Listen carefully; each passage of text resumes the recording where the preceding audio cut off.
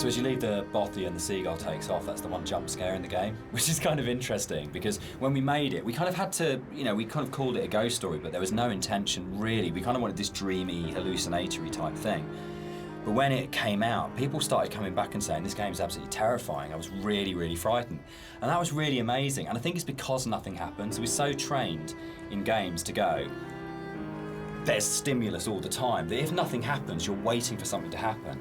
And kind of, I tend to go back to again and again the whole sequence in Dead Space 2 when you go back to the Ishimura, and it's like the best bit of Dead Space 2 because for what feels like hours, but it's probably only about 15 minutes, nothing happens and no necromorph comes at you, and it's absolutely terrifying because it's just this space and you're just left in it.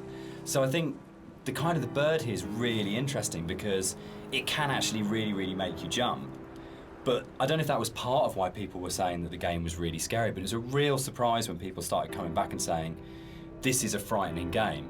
And I don't know how much of that is to do with the ideas in the game are frightening when you think about them, and how much is to do with just the emptiness and the lack of kind of things in the game make it a really quite stressful or quite frightening place. But it was a real surprise, I think, that sort of reaction from a lot of players when we shipped it.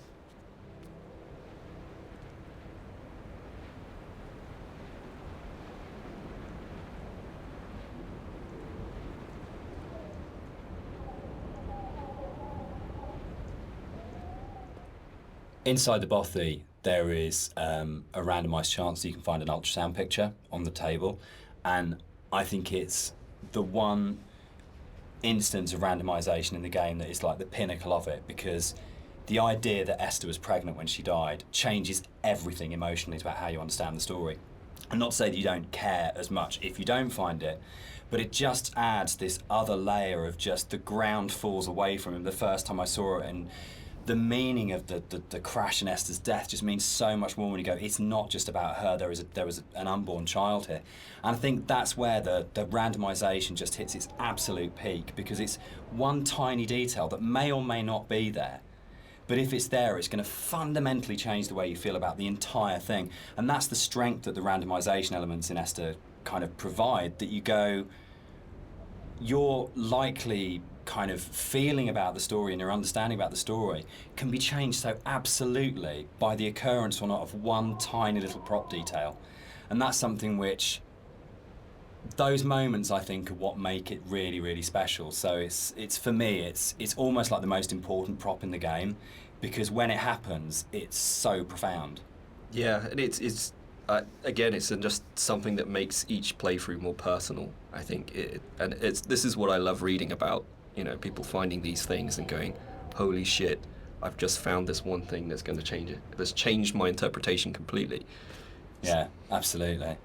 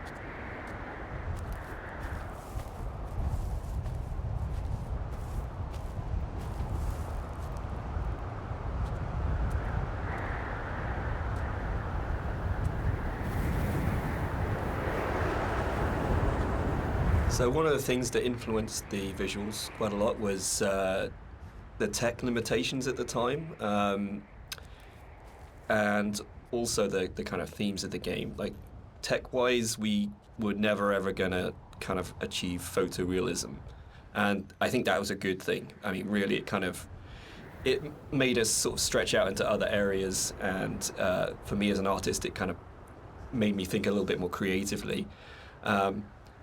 I did a few tests at the beginning, and when I realized this wasn't possible, I kind of went back and I kind of did some research on different styles, and one of the ones that really struck me was this kind of impressionistic painterly style, where it's kind of like there's just enough shape and color there for you to form an image, but a lot of it is just your imagination. It's kind of like the believability of the environment is in your mind.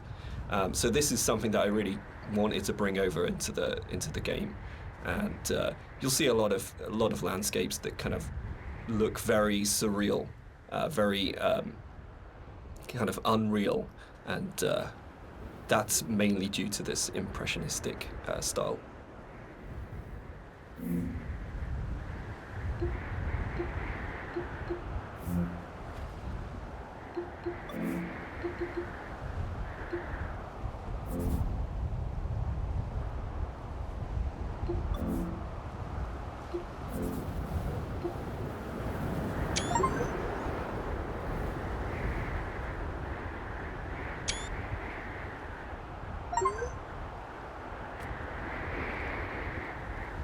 We should probably talk about some of the inspirations behind it. I'm on a strict you don't talk about Stalker kind of thing going on here. But when Rob and I started talking, I think one of the first things that we kind of discovered was how much we're both obsessed with Stalker. Yeah. And I think that was one of the major things behind it in terms of when people talk about game inspirations. I mean, for me, there's a lot of FPS stuff in there, Doom, System Shock, but I think Stalker probably more than anything else. And Roadside Picnic, the Strugatsky novel that Stalker's based on, of the idea of this incredible space that you didn't understand, that's simultaneously beautiful and threatening. And I think sort of Tarkovsky's kind of films kind of play into that as well, particularly his version of Stalker, that you want to have this place that you feel rather than think about. And for me, that was like really kind of core to all of the inspirations for the game, was this is a space that is about feeling, not thinking. Yeah, I think the movies in particular, I think I hadn't watched the movies. I'd read the book and I played the game, but when I watched the movie, it kind of all made sense to me, like why I like the game so much and why I like the story. It's just like every shot is like a painting. It's like every shot has its story to tell. There's very little dialogue in the actual movie itself. There's just these long, lingering shots, and each shot is amazingly beautiful, and in its kind of desolation. And for me, that was like a huge influence, like trying to bring some of that through into the environments. So that is definitely something I'm going to struggle not to talk about. But the game as well. I'd say the actual Stalker game has a big place in my heart, like gaming-wise. It's one of the reasons I got into game art in the first place. Yeah. So that to me is a big part of it too. One of the more interesting and challenging things to do in the visual side of things is to kind of create an emotional connection with the player. With the music, it's very strong, and the dialogue can kind of help you to feel what the character's feeling, but to kind of really create an atmosphere and to create emotion, it's very difficult. So I designed a few things very subtly within the environment to kind of plant imagery into your mind and kind of make you feel certain things. With this shipwreck on the beach, you can kind of, like, if you look at it from certain angles, you get this real, like it's like a cross sticking up. It's this kind of semi-religious imagery, but it really kind of, it's not obvious, it's not in your face, it's just kind of like something that makes you feel like something you know. And so like there's a lot of deliberate attempts in the game to recreate that feeling, and it's kind of hard to point out in many other places, but it's done in a way where every single rock, every single plant, every single cliff face has been deliberately placed and designed in a way to try and make you feel something in the game.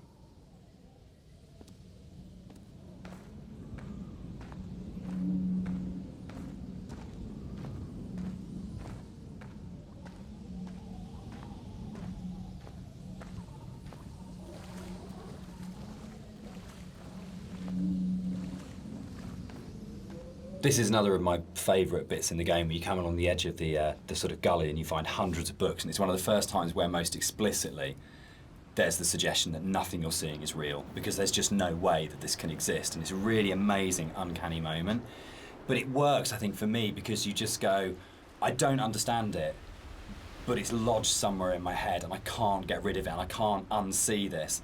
And I think for me, like in terms of my influences from books, I mean, there's the obvious sort of stuff like with Burroughs, Cut Up and things like that going on.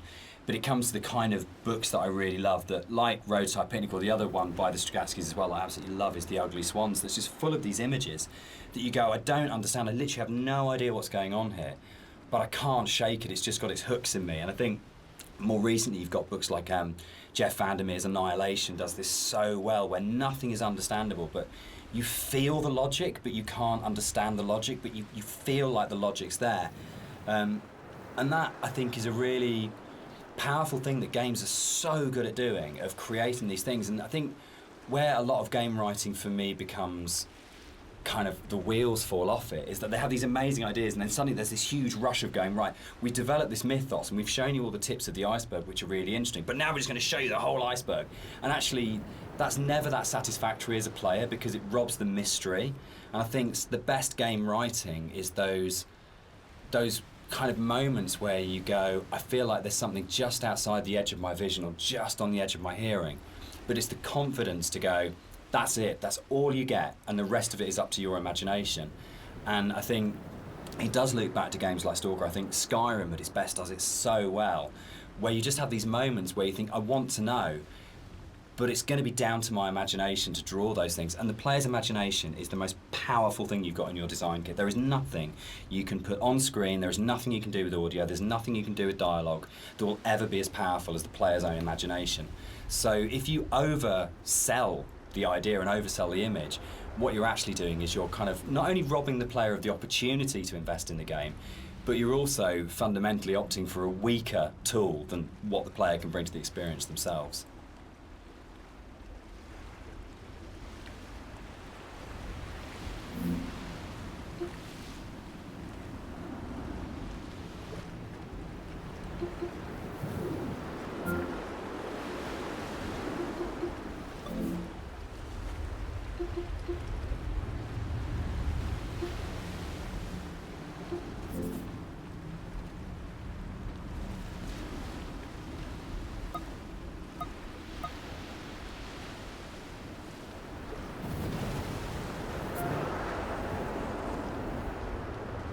One of the really important images in the game is the radio mast, and the soundscapes that I wrote for the game are really tied into this idea.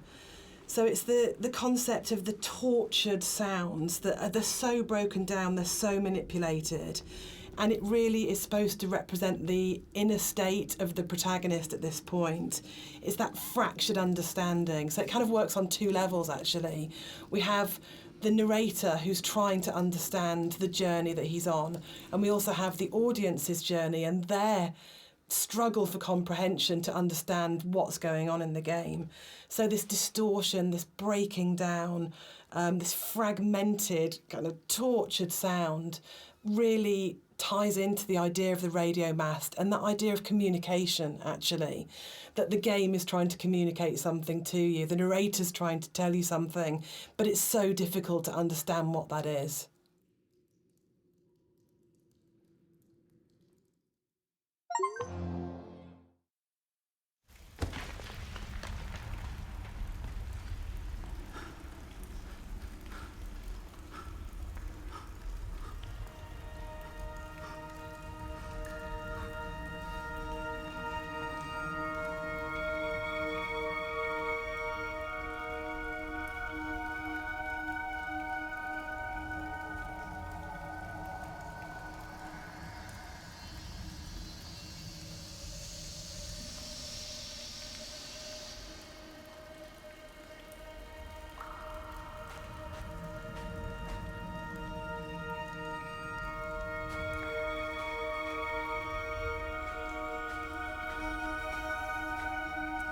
The caves in the game are really interesting because it's a very tonal shift within the whole visual look of the game. It's kind of like this more organic, more surreal, dreamlike landscape compared to what you're used to before this point.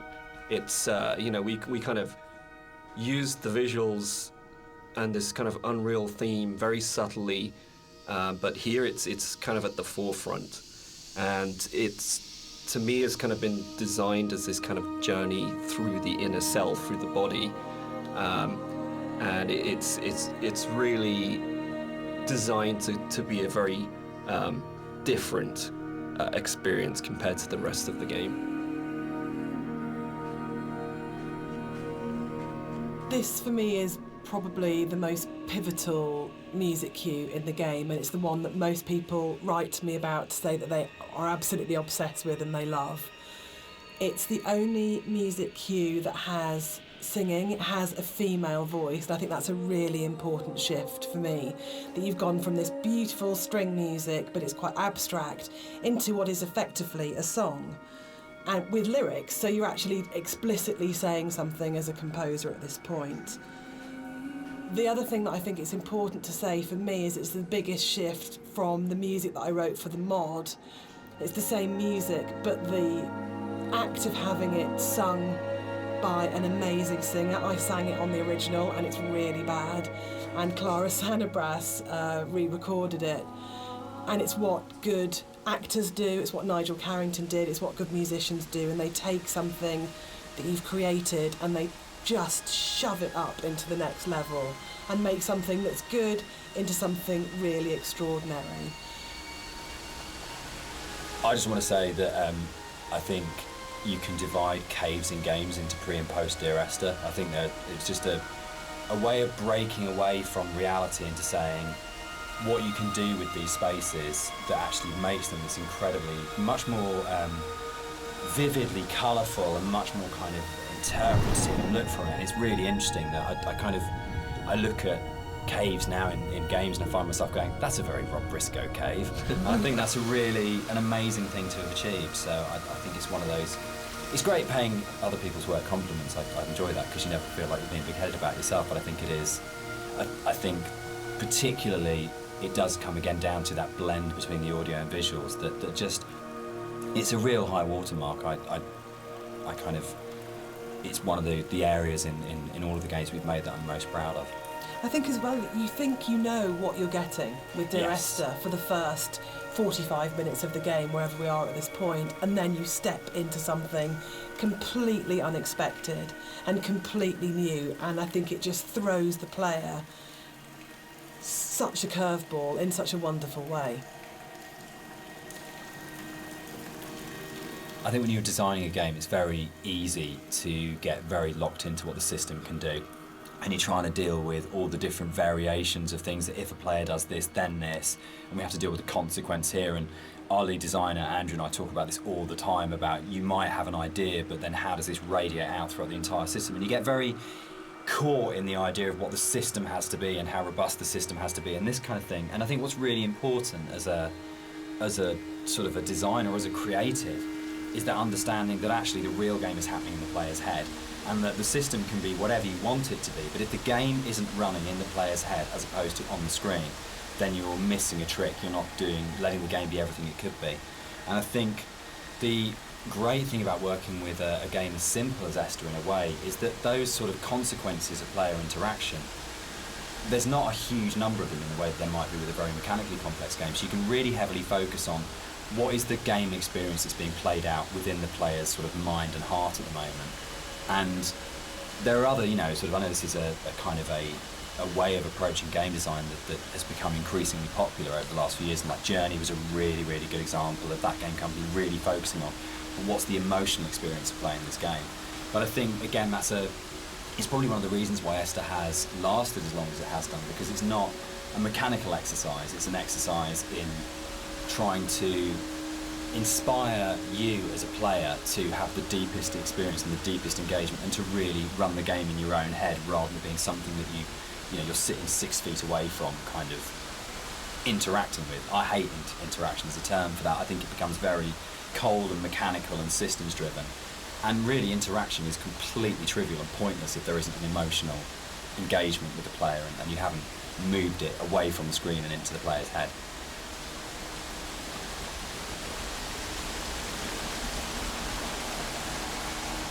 What's really important to me is that Dear Esther started out as a Half-Life 2 mod, and if the Half-Life 2 modding community hadn't championed it and celebrated it and downloaded it a lot and talked about it and loved it, then it would never have been a game.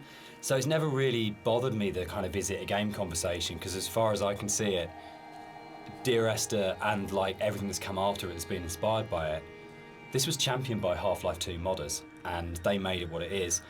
And so if you've made something that the real kind of hardcore of the hardcore in terms of these are first-person shooter modders have gone, this is really good and really special and we're behind this, then you've already got the support of a really amazing gaming community, and the fact that they championed it, we owe them a huge amount in terms of where we are.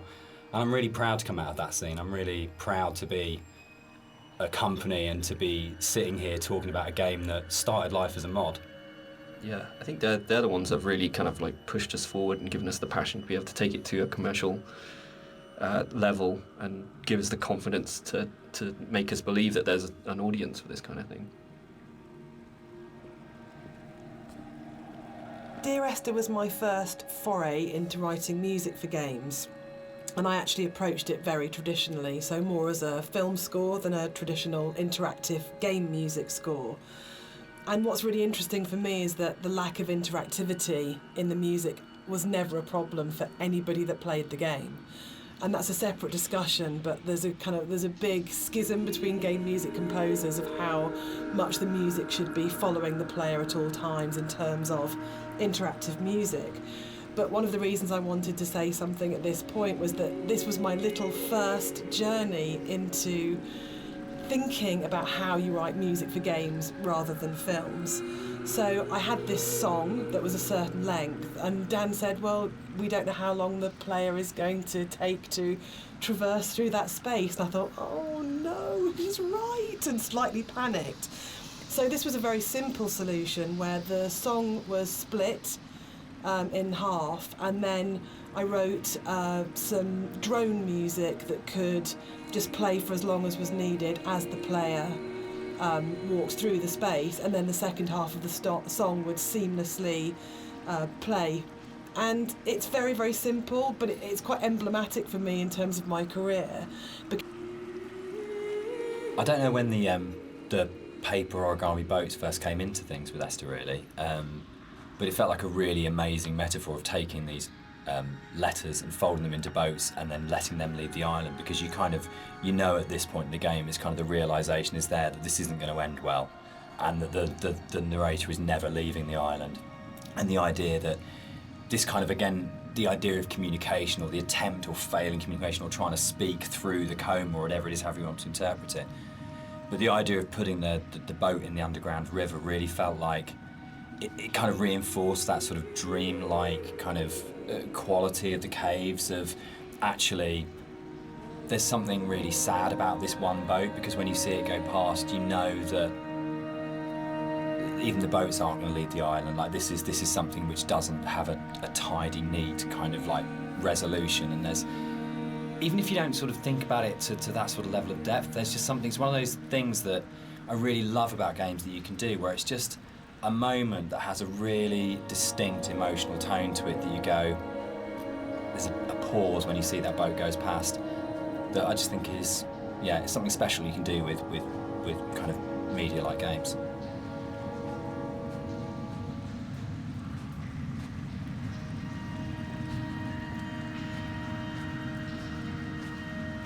In a lot of ways, the caves were the hardest area of the game to actually write, because we knew we didn't want to have much voiceover in there. I think because of the strength of the music, and this goes right back to the original mod, we wanted that to be the voice and for it to be a chance for Esther to speak rather than the narrator.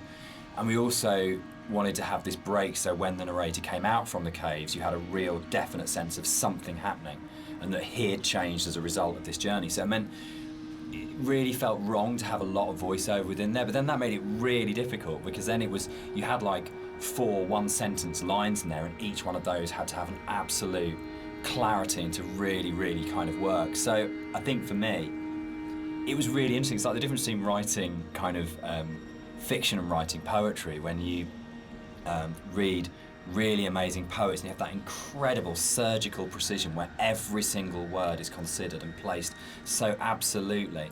And rather than being able to kind of, because the narrator rambles quite naturally, it was able to, you could kind of get into the flow of the narrator's ramble in other places in the level, and this was a real challenge because suddenly I was having to write like a poet of going, every single one of these words, every single cadence, every single sound has to be absolutely perfect, or it'll just feel like the narrator's voice is intruding on the rest of the experience. So it was, yeah, I think definitely the most challenging area of the game as a writer.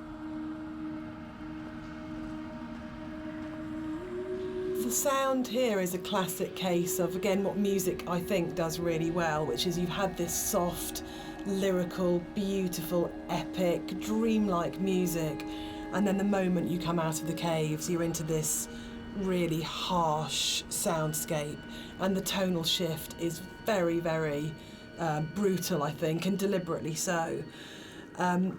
You have very little music when you come out of the caves, you hear the wind, and it's a classic case of foreshadowing. So we know from this point that things are probably going to get bleaker, more difficult.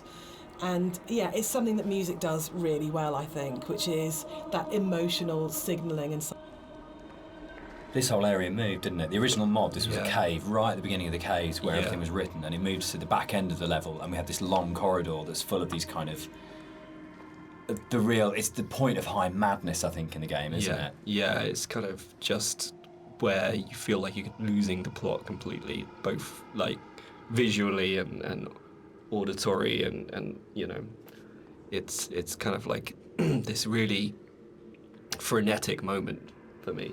I think it's where you feel most that you're underneath a mountain, and you feel the weight of that mountain, and just I loved the idea when we were, you know, putting through it of what would it actually take to do this, like to actually paint all these symbols and what is going on. And it really is quite an explicit kind of thing of madness of going, you would have to be insane or very, very disturbed to actually do this, and what is the process that this person's trying to work through, what they trying to achieve by this. And I think it really strengthened it, making it a crawl through a tunnel as opposed to just a static location. Yeah, I think it's the consistency and the coherence of the symbols is a lot more broken down as well. Like you see some symbols before like scattered around the environments, but at this point they're like right in your face, and they're kind of just, it's just total madness, you know. Any kind of meanings have been crossed over and confused, and you know, I think it really helps to bring the tension up at this point at a level as well. So you're kind of coming out of this dreamlike state a little bit. Yeah, you kind of know that you're getting towards the end of the serenity into something that's a bit more disturbed than that. Yeah.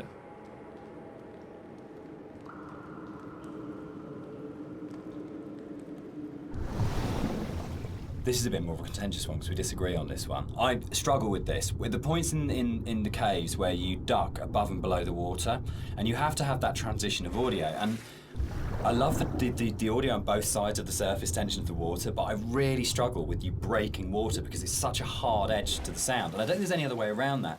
And you need to have those moments where you do go underwater because it's so important. But it's one of the areas that's never sat very comfortably with me, because I feel like in a level which hasn't got a single edge in it, it's the one edge within it that breaks me. And that's why I think it's so successful, because you've been lured into this completely hallucinatory, dreamlike world, and then all of a sudden, as a player, you're literally gasping for breath. You're coming up for air. And I think when we're talking about that metaphor of the body, for me, it's so about birth, and it's about this coming through the water, and actually it's a moment of realisation. The motorway scene, the biggest new addition to between the mod and the commercial version. This didn't exist in the mod at all. It was a completely new thing. Yeah, it's I wasn't sure where the idea spawned from to have this scene, whether I just sort of went off or we discussed it, or I can't remember, you know. I can't remember. Can you remember? It just kind of appeared, didn't it? And then it was just this kind of, I think for me actually, I remember being some technical difficulty between the drop and then coming out at the end part. But it was like, it was the same thing that we dealt with in the past of like, how do we not kill the player? From a technical standpoint, I think it might have been something to do that. But it was also, I can't remember where the whole thing came from. I think it's my favourite point in the whole game, actually. I think it's just it's quite shocking, and it's so surreal, and it's... So the admission really is that I did play fast and loose with the geography of the M5. There isn't actually a welcome break services just outside the junction of Sanford, but we also know, pointed out to you. players. I mean, what a thing if you make something that's based vaguely on somewhere in real life. In terms of a compliment, when you're getting emails from players going, there isn't a welcome break there, and people really trying to work out where is this, and whole threads about where on the M5 it is. That's just the most amazing feeling. But I think what I think works really, really well in Esther, and again, it's something that I think is really carried forward to our other games, is that a lot of the time we're not dealing with kind of like big, glamorous, amazing, epic places. It's a sort of like a ratty little island in the Hebrides. It's someone who lived in Wolverhampton. It's just outside, a service station on a stretch of the M5. And I think that earths what's going on. It gives it a realness as well, particularly when you sort of put it against the surrealness of the caves. Actually, kind of going, this is really surreal and this is really, really dreamlike. But actually, I'm talking about, a car accident just outside a little chef, and that playing off those two things against each other. It's like making the ordinary extraordinary. Absolutely, yeah.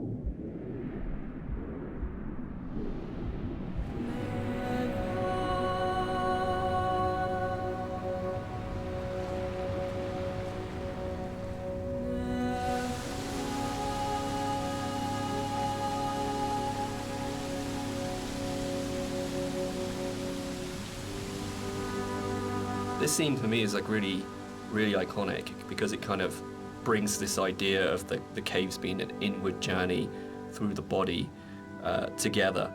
It's really kind of like a symbol of rebirth, and it actually brings together a lot of the visual goals that I wanted to achieve with a lot of the symbolism in the game. Like, I've talked a little bit about how the environment was kind of designed to provoke emotions, and kind of the impressionistic style gives you just enough information to make you think of things and feel things. But this is probably like the antithesis of this. And the whole feeling of rebirth here is quite strong. I know Jess...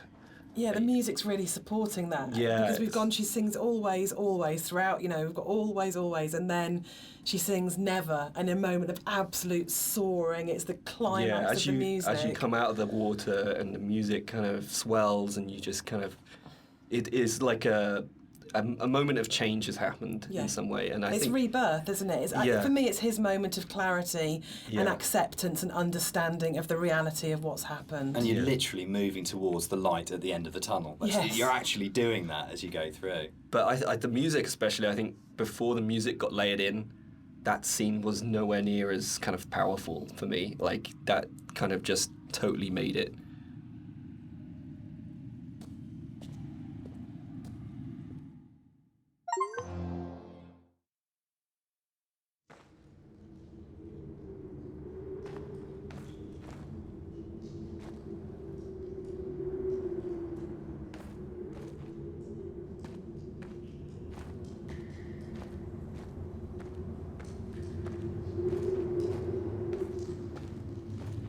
Dan and I had worked on lots of projects together, non-game projects, before we made Dear Esther.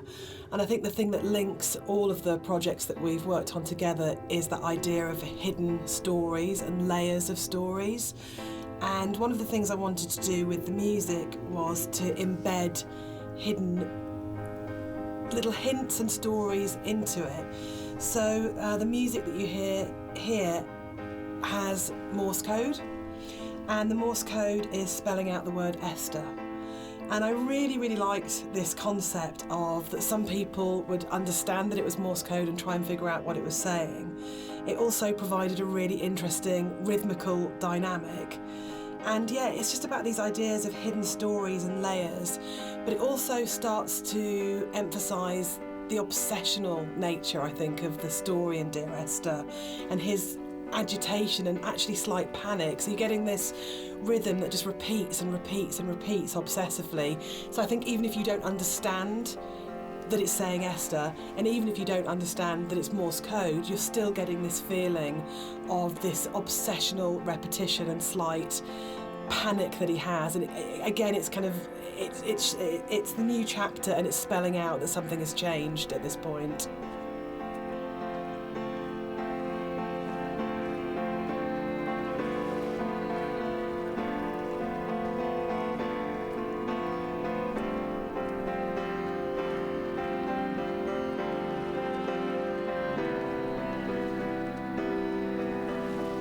It's probably the level which has changed most from the original mod. I think it's much bigger than the final level in the mod. And one of the major changes in there is in the original mod, the whole side of the cliff face was covered in painting and writing, and a lot of that moved inside to that corridor in the caves where it's really obsessionally painted on.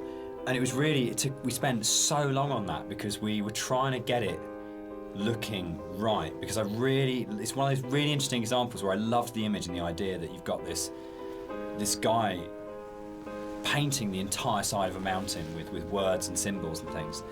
But it was really interesting, when it went into the rebuild, it just never worked. And I think it was because the environment was so crude in the mod that those symbols and that painting became the focus of the level, and it changed the feeling of the level completely, when actually that just wasn't something we could realise in any way, that not even technically, but just didn't artistically look and feel right.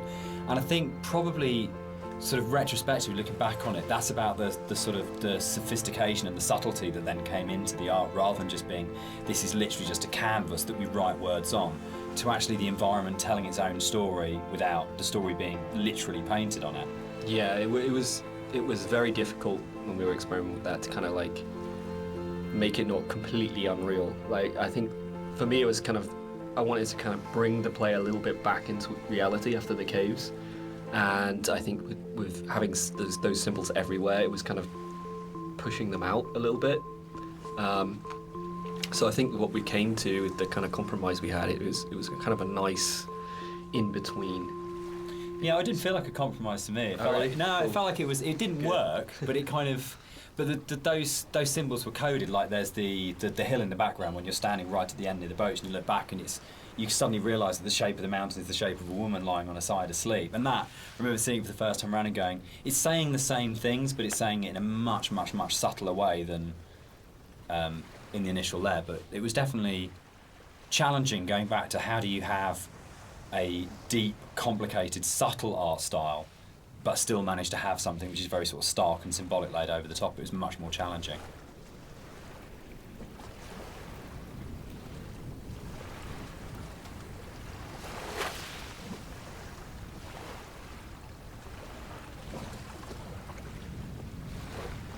I think one of the most fascinating things for me about planning this director's commentary has been that in previous years, when all the three of us have talked about Dear Esther, we've talked about the interpretation of the player, but actually going through this together, post having made it, we're still surprising each other.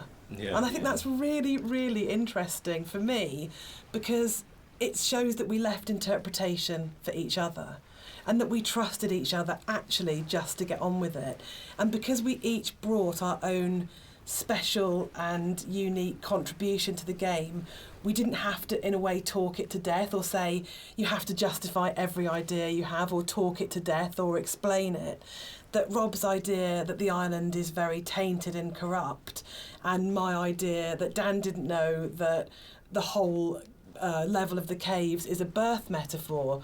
I think it's really amazing that we're still finding out things about the game that we didn't.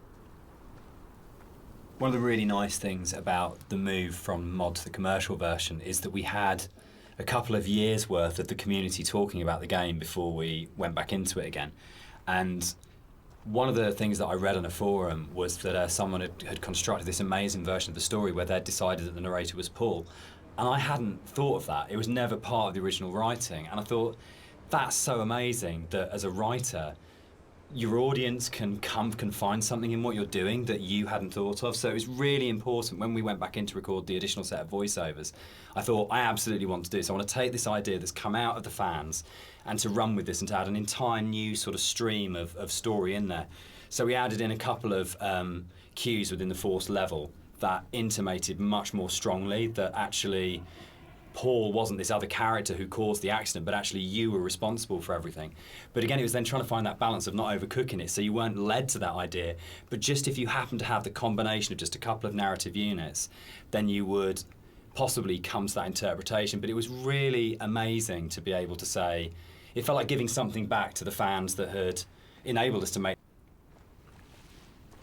I'd been on holiday to Greece lots of times, and one of the things that I always really responded to emotionally was those shrines that you see on the road, and sometimes they're dedicated to saints and sometimes they're to markate where an accident has taken place. So you'll get photos of the deceased person and flowers and candles, and it always really touched me. And so I said to Rob, I think it would be amazing to get these into the game. Somehow, and then Rob took that idea and ran with it, and I think they're so successful and they're so beautiful and they're really moving, and I think it's because you had this elemental scale, you have the island and it's huge and you have that scale, and all of a sudden you come around this corner and it's absolutely brought back to the human scale again and to that relationship of the individual. And I think the other thing that it does really successfully is it's a kind of magic realism, because there's no way that you could have all those amounts of candles lighting your way. Who's lit them? The island is empty. Who's put those shrines there? But I just think it's a really lovely bit of environmental storytelling, actually.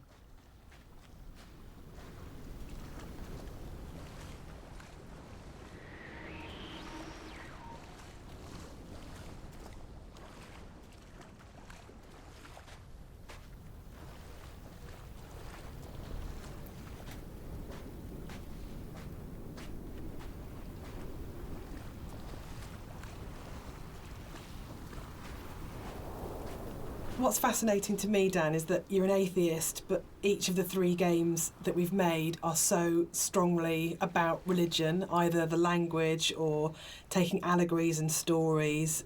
Why are you so drawn to it?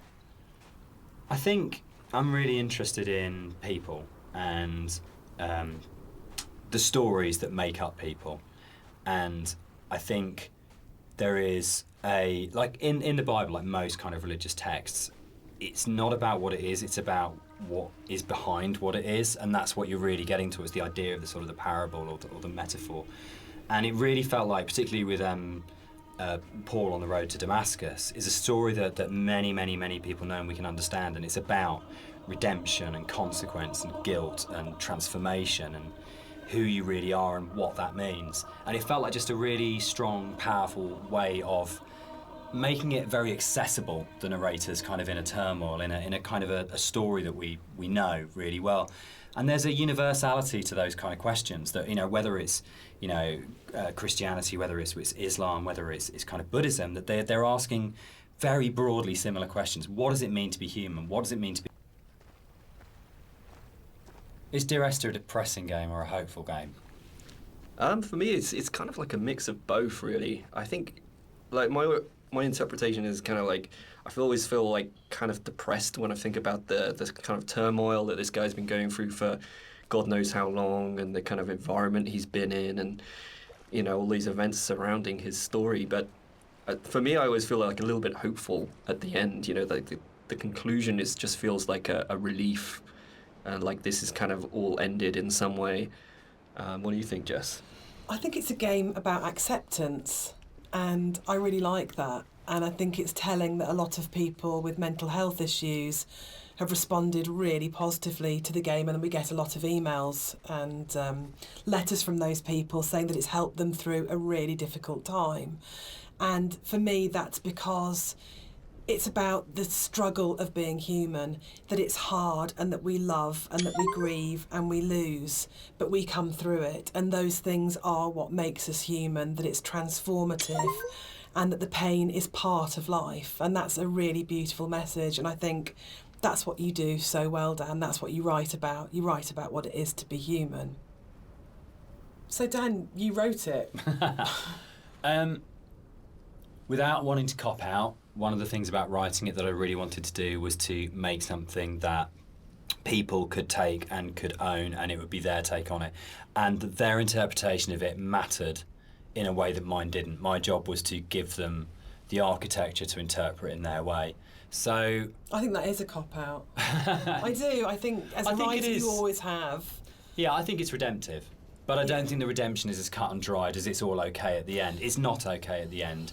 But there is a release, there's an escape, that bad times will happen, but they will end. And they won't always end positively, but they will end. And that's I think, the redemption of it, of saying that this things are never too shall easy. pass. This too shall pass. Which my mum always says, and I think that's probably the motto of the Chinese room, actually, absolutely. isn't it? Like, I don't think it's as kind of openly positive as, say, Rapture had a much more strongly positive end. I don't think Esther has. I think it's much greyer than that. But I think fundamentally it's about coming to terms.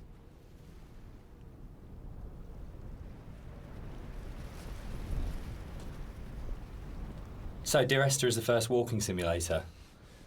How do you feel about Walking Simulator? You know what, I think I took offence to it when it first became a thing. But, I think actually I don't mind it so much now. I think the fact that we have kind of taken ownership over it, like that genre has been kind of made our own by not just our game, but like a bunch of different games have kind of embraced it. I don't know, what do you guys think? I'm still really confused about the need to categorise in games, probably more than any other creative industry, and I think it shows that games have a long way to come in terms of how we describe an experience. So I do agree with Rob that it's really positive that we reclaimed Walking Simulator, but I still find it reductive, possibly, as a term. What about you, Dan? I think for me it's people want to know what they're buying and what they're getting into, and I think it's so people understand what a walking simulator is now, in a way that if it was like first person adventure or slow moving, not very interactive, story driven games, they're all sort of really very fluffy. But I think if you buy a game and someone says it's a walking simulator now, you've got a pretty good idea what you're getting. And there's Gone Home, Firewatch, Stanley Parable, there's so many other really good titles that kind of fall within that group of games out there now, that it does have an identity, and I think that's the really good thing about it. I mean, when Esther came out, there was literally nothing. We had no idea how we described it or what we called it. We actually struggled with that quite a lot when it came to marketing, and sort of ended up being sort of like a ghost story, because it felt like it was the closest thing we could get. But it feels like now you can make a game like this and you can say it's a walking simulator, and people will know what it is straight away. Yeah, I think that's the nice thing is there's a whole group of games out there now that quite comfortably put themselves into that category. And so it's like if we were to come out before and just said it's a walking simulator, people would have been like, well, that sounds terribly boring. That doesn't. Why the hell would I play that? But now people kind of are a little bit. Seek them out. Yeah, now people are kind of familiar with what that means. The people out there who actually seek this sort of stuff out, and it's kind of really cool. I mean, me myself, I would actually do that, use that as a term to search. But yeah, I mean, it's a very simplified term for what our game is, and there's obviously a lot more to it than walking. But I think when you look at other genres, they're also kind of very simplified. You know, first-person shooter, role-playing game. It's to me it doesn't seem as bad as any of those other things.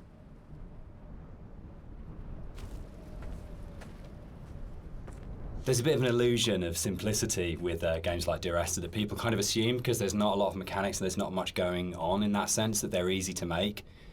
And I think actually it's kind of the opposite in a way, that because they're so simple. Everything is exposed and everything has to be exceptionally good for it to work, because you're carrying a player's experience on a fairly sparse, minimal kind of framework, and that really means that every aspect of it has to be produced at a really high quality and has to be done with a lot of passion and a lot of thought.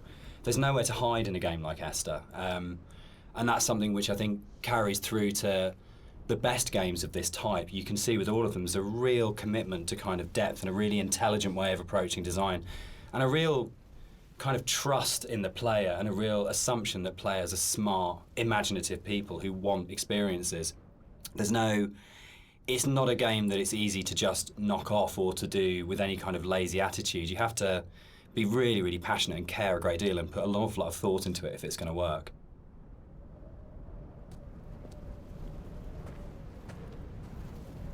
One of the things that I think was added more frequently in the final version of Dear Esther was the inclusion of a number of ghosts in the game.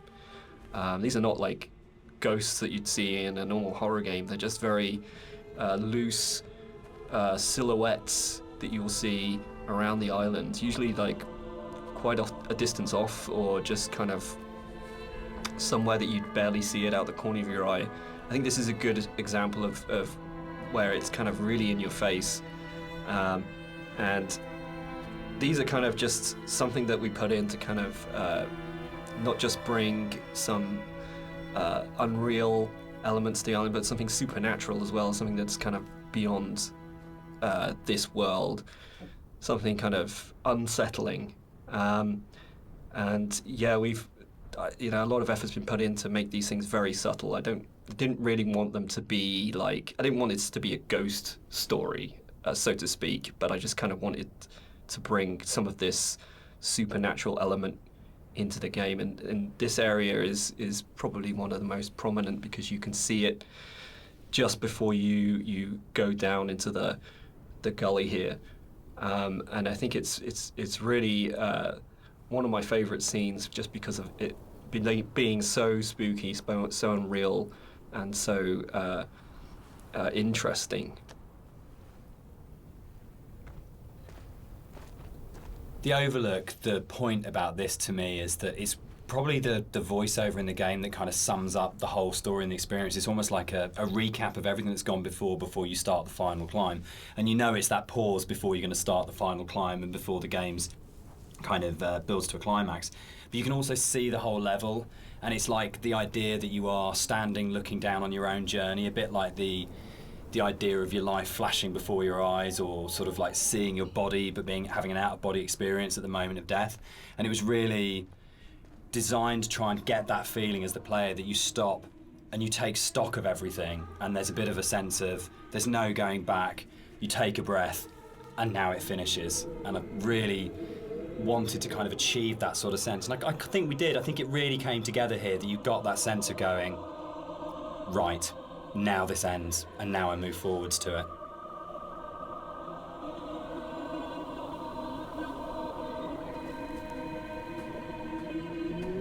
So here it kind of, the environment becomes a little bit more surreal again. We kind of play with the colors a little bit, bring up the saturation. It's kind of a little bit of a return to some of the more cave-like aesthetics in terms of colors and stuff like that. And it's kind of there to kind of signpost another significant moment in the game, or something that's leading up to the significant moment. It goes back to this kind of idea of having these emotional signposts in the visuals of the game, without it being overly obvious. And some of that emotional stuff comes through just through the colors of the environment, and the more saturated they are, the more kind of surreal things become. So this is kind of like a turning point in the game. It's kind of like the final notice of you reaching the end.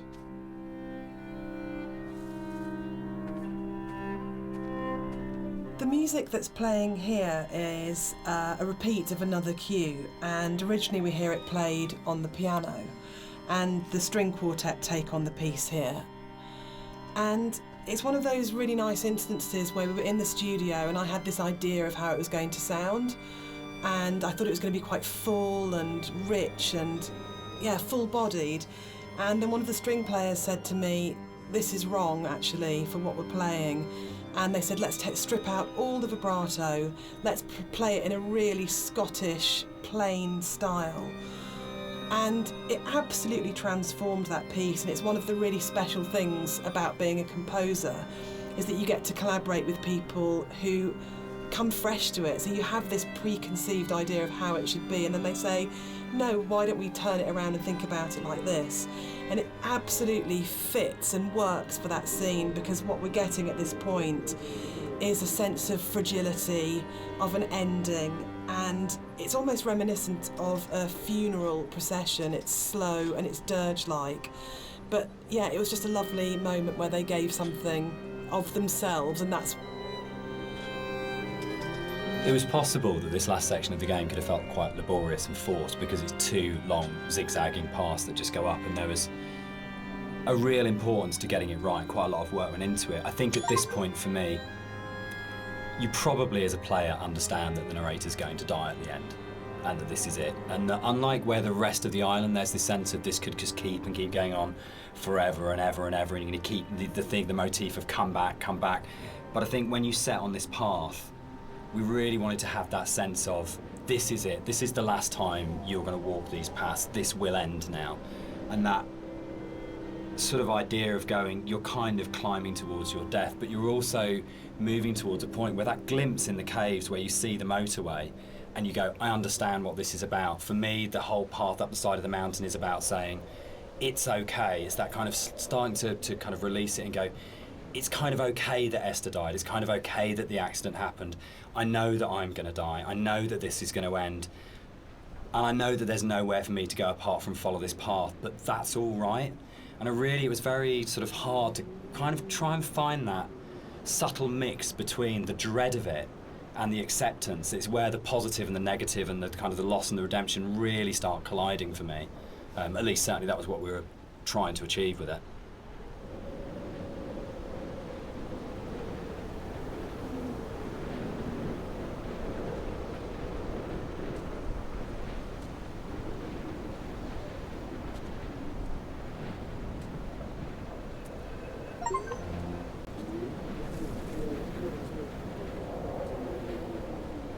With the climb being quite a poignant moment of the game overall and of the story, it was quite a difficult task to try and make that climb still interesting and not too laborious, because it's kind of this zigzag up there with nothing really. There's no real environment. You just kind of have the sea on one side and the cliff face on the other.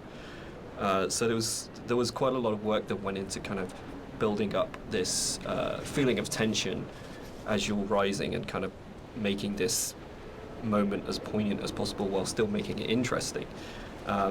So a lot of effort was put into building up this weather, building up the winds and the swaying of the grass and kind of the volume of the soundscapes and everything mixing together with the music, and just kind of visually really trying to make this a tense moment. And I think it's hopefully been pulled off all right.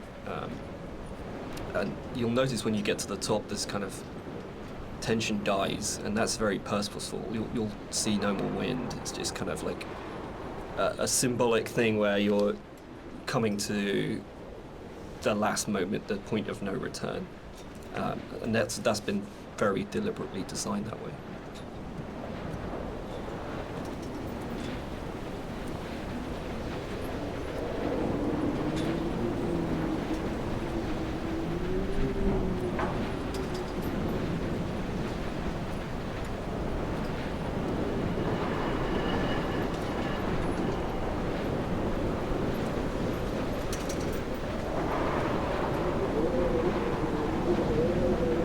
We had a lot of debates, didn't we, about the ending of the game and whether the player should retain control or whether it was okay to go to a cutscene at this point.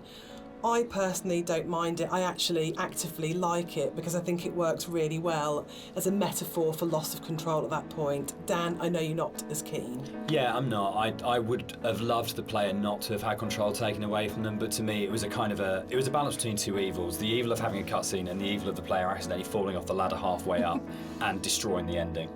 Yeah, I agree. Like I think we tried a few different things, and the tech at the time just wasn't, the ladder tech at the time just wasn't there. So, and the other thing for me was pacing. It was making sure all the music, the voiceovers, the timings and everything were perfect for that final jump off point, and just letting the players kind of noodle around going up a ladder for what may have been like 7 minutes because it's a tall tower was kind of an impossible task.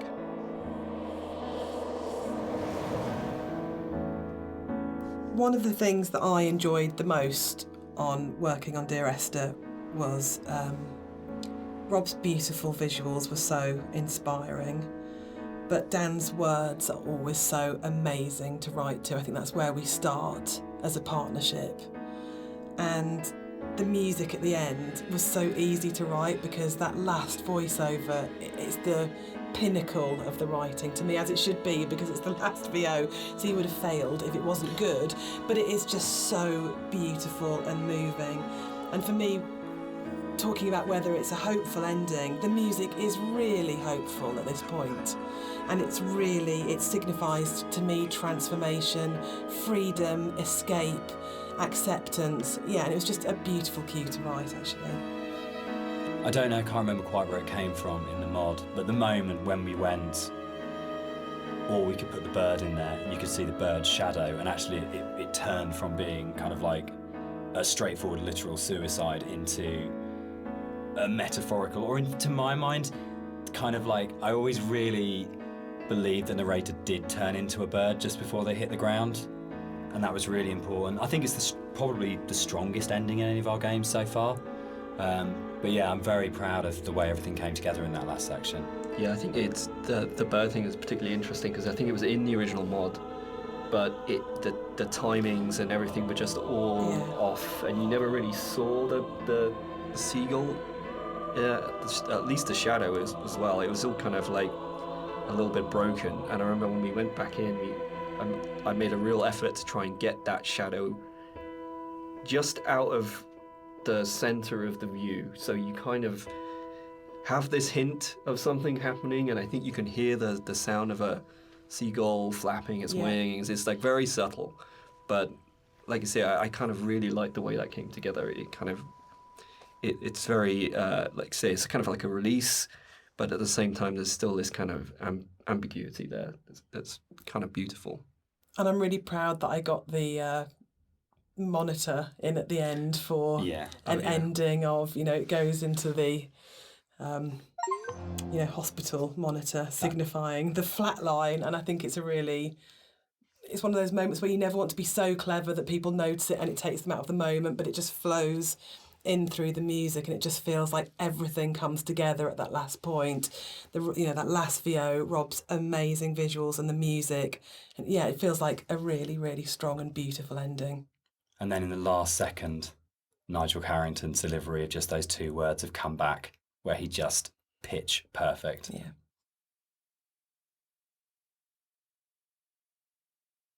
So that's the end of the director's commentary. We'd just like to say a big thank you to everyone for listening. We hope you've uncovered some secrets and some facts that you didn't know about the game before. We'd also like to say a huge thank you for buying the game, and for all our fans who've been behind us and been behind the game and have kept it alive all these years. It's a real privilege that it's still out there, still such a title that people love so much. Yeah, and we're really looking forward to the future and what we can create coming up next. Thanks for listening. Cheers. Bye.